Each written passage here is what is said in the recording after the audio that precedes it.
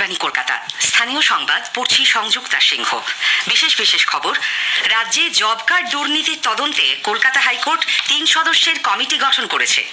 22 জানুয়ারি অযোধ্যায় রাম মন্দির উদ্বোধনের দিন তৃণমূল কংগ্রেসের সংহতি মিছিলের অনুমতি দিয়েছে হাইকোর্ট।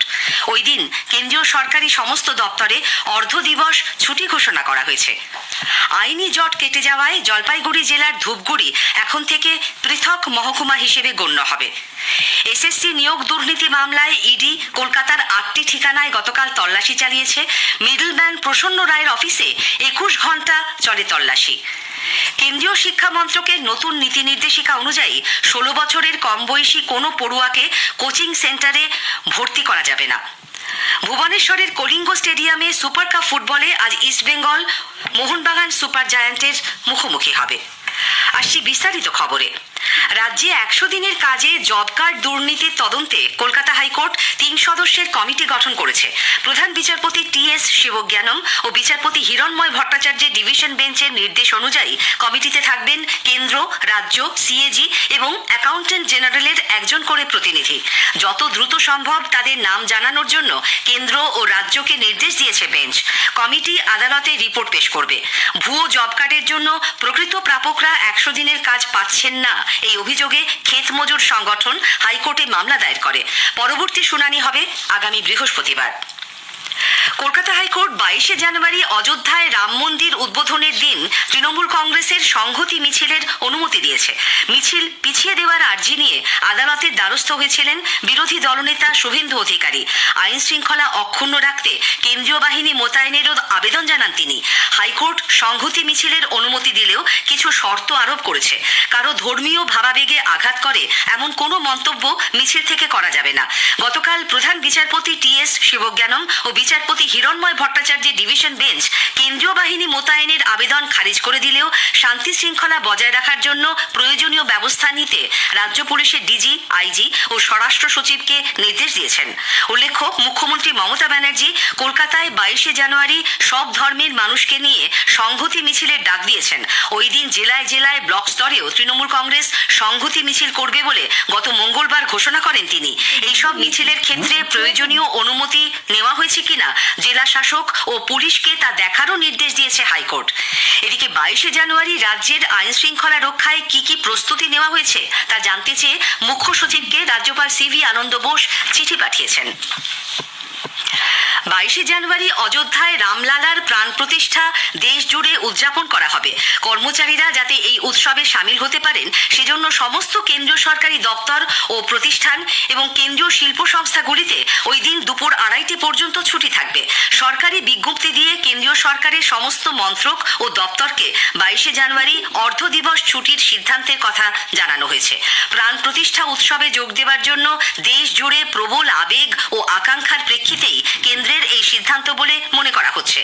যাদবপুর বিশ্ববিদ্যালয়ের শিক্ষক সংগঠন জুটা 22 জানুয়ারি অর্ধ দিবস ছুটি ঘোষণার বিরোধিতা করেছে। সংগঠনের সম্পাদক অধ্যাপক পার্থপ্রতিম রায় বলেছেন, সংবিধান অনুসারে ভারত একটি ধর্মনিরপেক্ষ রাষ্ট্র। কোনো একটি বিশেষ ধর্মের অনুষ্ঠানের জন্য কেন্দ্রীয় সরকারের ছুটি দেওয়া সংবিধান বিরোধী। সারা ভারত সেভ এডুকেশন কমিটির সম্পাদক অধ্যাপক তরুণ নস্করও এর তীব্র প্রতিবাদ জানিয়ে বলেছেন, ধর্মনিরপেক্ষ একটি দেশে এমন ঘোষণা সম্পূর্ণ নীতিবিরুদ্ধ। সন্দেশখালী কাণ্ডে কলকাতা হাইকোর্টের নির্দেশে গঠিত বিশেষ তদন্তকারী দল সিটের মাথায় তাদের কোন আধিকারিক থাকবেন তা জানাতে হাইকোর্টের কাছে আরও কিছুটা সময় চেয়েছে সিবিআই।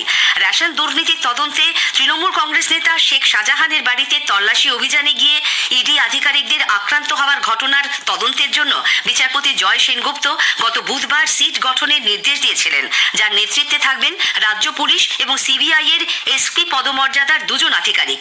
রাজ্য পুলিশের পক্ষ থেকে ইসলামপুর পুলিশ জেলার সুপার জশপ্রীত সিং এর নাম জানানো হয়। সিবিআই এর আধিকারিকের নাম গতকাল জানানোর কথা ছিল, কিন্তু কেন্দ্রীয় তদন্তকারী সংস্থার তরফে আদালতে বলা হয় দিল্লিতে সদর দপ্তরের কাছে নাম জানতে চাওয়া হয়েছে। সেখান থেকে নাম নির্দিষ্ট করে দেওয়া হলেই তারা আদালতে জানিয়ে দেবে। এজন্য কিছুটা সময় দরকার। 12 ফেব্রুয়ারি মামলার পরবর্তী শুনানি। ওই দিন সিটকে তদন্তের প্রাথমিক রিপোর্ট জমা দিতে হবে। আইনি জট কেটে যাওয়ায় জলপাইগুড়ি জেলার ধূপগুড়ি পল্লবী এখন থেকে পৃথক মহকুমা হিসেবে গণ্য হবে। মুখ্যমন্ত্রী মমতা ব্যানার্জি গতকাল কলকাতা বইমেলার উদ্বোধনের পর সাংবাদিকদের কথা জানান। তিনি বলেন, সেপ্টেম্বর মাসে ধূপগুড়িকে পৃথক মহকুমা হিসেবে ঘোষণা করা হলেও আইনি জটে এতদিন তা আটকে ছিল। এ ব্যাপারে কলকাতা হাইকোর্টের প্রধান বিচারপতির সঙ্গে তার কথা হয়েছে বলেও জানান মুখ্যমন্ত্রী। এসএসসি নিয়োগ দুর্নীতি মামলায় মিডলম্যান প্রসন্ন রায় ও তার সহযোগী দুই মিডলম্যান রোহিত ঝা এবং প্রদীপ সিং এর 8টি ঠিকানায় ইডি গতকাল তল্লাশি চালায়। নিউ টাউনে প্রসন্নর বিলাসবহুল আইডিয়াল ভিলার 2টি বাংলো ও অফিস, বলাকা আবাসনে প্রসন্ন ও প্রদীপ সিং এর ফ্ল্যাট, রাজারহাটের পাথরঘাটায় প্রসন্নর বাগান বাড়ি এবং নয়াবাদে রোহিত ঝার ফ্ল্যাটে তল্লাশি চালানোর পাশাপাশি চলে জিজ্ঞাসাবাদ পর্ব। প্রসন্নর অফিসে 21 ঘন্টা তল্লাশি চালানো হয়।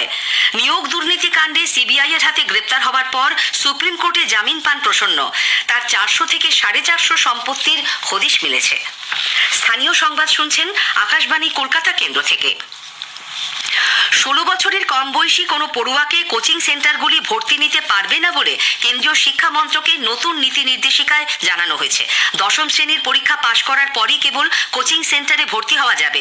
র্যাঙ্ক এবং ভালো নম্বরের বিভ্রান্তিকর প্রতিশ্রুতি না দিতে কোচিং ইনস্টিটিউটগুলিকে পরামর্শ দেওয়া হয়েছে এই নীতি নির্দেশিকায়। পড়ুয়াদের আত্মহত্যা, কোচিং সেন্টারগুলিতে প্রয়োজনীয় পরিকাঠামোর অভাব, অগ্নিকাণ্ড এবং পড়ানোর পদ্ধতি নিয়ে ভুরি ভুরি অভিযোগ ওঠায় অনিয়ন্ত্রিতভাবে বাড়তে থাকা বেসরকারি কোচিং সেন্টারগুলির পরিচালনা এবং এজন্য আইনি কাঠামোর প্রয়োজন মেটানোর লক্ষ্যেই এই নীতি নির্দেশিকা বলে মনে করা হচ্ছে। এবছরের মাধ্যমিক ও উচ্চ মাধ্যমিক এবং মাদ্রাসা পরীক্ষার সময় বদল হচ্ছে। বৃত্তিমূলক বিষয়, দৃশ্যকলা, সঙ্গীত এবং স্বাস্থ্য ও শারীর শিক্ষা বাদে সমস্ত বিষয়ে পরীক্ষা শুরু হবে সকাল 9:45-এ, চলবে দুপুর 1টা পর্যন্ত। এবছরের মাধ্যমিক পরীক্ষা শুরু হবে 2রা ফেব্রুয়ারি, চলবে 12ই ফেব্রুয়ারি পর্যন্ত। 13ই ফেব্রুয়ারি শুরু হবে উচ্চ মাধ্যমিক। পরীক্ষা কেন্দ্রের ভারপ্রাপ্ত আধিকারিক ও সচিবকে পরীক্ষার দিনগুলিতে সেন্টারে পৌঁছতে হবে সকাল 6টার মধ্যে। পরীক্ষার্থীদের প্রবেশ শুরু হবে সকাল 8:30টায়। 8টা থেকে পৌঁছতে শুরু করবেন শিক্ষক ও শিক্ষাকর্মীরা।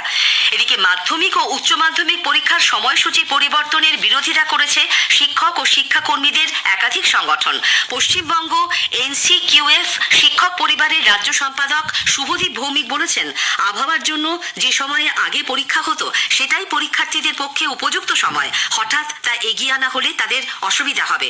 শিক্ষানুরাগী ঐক্যমঞ্চের সাধারণ সম্পাদক কিঙ্কর অধিকারীও এই সিদ্ধান্তের প্রতিবাদ জানিয়েছেন।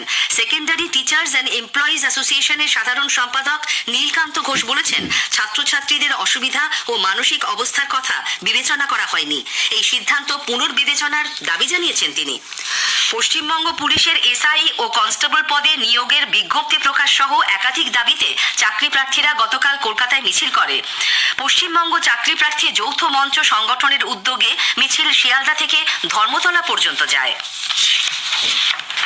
পরিবেশ বান্ধব ফেরি সার্ভিস চালু করার লক্ষ্যে রাজ্য সরকারের বরাতে রাষ্ট্রায়ত্ত Garden Reach Shipbuilders and Engineers battery ও সৌরশক্তি চালিত জলযান ঢেউ তৈরি করেছে। গতকাল এই জলযান জলে ভাসানো হয়। সর্বাধিক 10 নটিক্যাল মাইল গতিসম্পন্ন 24 মিটার দীর্ঘ বাতানুকূল ঢেউয়ে সর্বাধিক 150 যাত্রী সফর করতে পারবেন। জলযানটির পরীক্ষা ও মহড়া সহ অন্যান্য প্রস্তুতি সম্পূর্ণ করতে আরও কিছুদিন সময় লাগবে বলে জিআরএসির তরফে জানানো হয়েছে। ঘূর্ণাবর্তের প্রভাবে আজও কলকাতা সহ দক্ষিণবঙ্গের বিভিন্ন জেলায় আকাশ মেঘলা। রাতেও অনেক জায়গাতেই বৃষ্টি হয়। দিনের তাপমাত্রা স্বাভাবিকের অনেক নিচে থাকায় কনকনে ঠান্ডায় মানুষ জবুথবু। প্রচণ্ড শীতে বোরো চাষ ক্ষতিগ্রস্ত হচ্ছে। এই সমস্যার সমাধানে কৃষি দপ্তর থেকে চাষিদের সতর্ক করে অ্যাডভাইজারি দেওয়া হয়েছে। এতে বলা হয়েছে, অতিরিক্ত ঠান্ডায় ধানের পাতা লালচে হয়ে যায়, বীজতলায় ধানের চারা নষ্ট হয়ে যেতে পারে। কৃষিমন্ত্রী শোভনদেব চট্টোপাধ্যায় জানিয়েছেন, প্রতিকারের জন্য সাদা পলিথিন দিয়ে সন্ধেবেলায় বীজতলা ঢেকে রাখার পরামর্শ দেওয়া হয়েছে। সেই সঙ্গে বলা হয়েছে, গাইডলাইন মেনে বীজতলায় সার, অনুখাদ্য এবং কীটনাশক স্প্রে করার জন্য ধানের চারায় জমে থাকা শিশির যেভাবেই হোক সরাতে হবে। আলুর নাবি ধসা রুখতে ছত্রাকনাশক রাসায়নিকও প্রয়োগ করতে বলা হয়েছে। ভুবনেশ্বরের কলিঙ্গ স্টেডিয়ামে আজ সুপার কাপ ফুটবলের ম্যাচে ইস্টবেঙ্গল মোহনবাগান সুপার জায়ান্টের মুখোমুখি হবে। খেলা শুরু হবে সন্ধ্যে 7:30টায়। দুটি দলই 2টি করে ম্যাচ জিতে 6 পয়েন্ট সংগ্রহ করেছে। 125তম বেটন কাপ হকি প্রতিযোগিতা আজ সল্টলেকের সাই কেন্দ্রে শুরু হবে। ভিন রাজ্যের 14টি ছাড়াও স্থানীয় 6টি সহ মোট 20টি দল এবার অংশ নেবে। ইডেনে আজ রঞ্জি ট্রফি ক্রিকেটের ম্যাচে বাংলা ছত্তিশগড়ের বিরুদ্ধে খেলবে। খেলা শুরু হবে সকাল 9টায়। দুটি দলই দুটি করে ম্যাচ খেলেছে। শেষ করার আগে স্থানীয় সংবাদের বিশেষ অংশ আরেকবার। জব কার্ড দুর্নীতি তদন্তে কলকাতা হাইকোর্ট 3 সদস্যের কমিটি গঠন করেছে। 22শে জানুয়ারি অযোধ্যায় রাম মন্দির উদ্বোধনের দিন তৃণমূল কংগ্রেসের সংহতি মিছিলের অনুমতি দিয়েছে হাইকোর্ট। ওই দিন কেন্দ্রীয় সরকারি সমস্ত দপ্তরে অর্ধ দিবস ছুটি ঘোষণা করা হয়েছে। স্থানীয় সংবাদ শেষ হলো।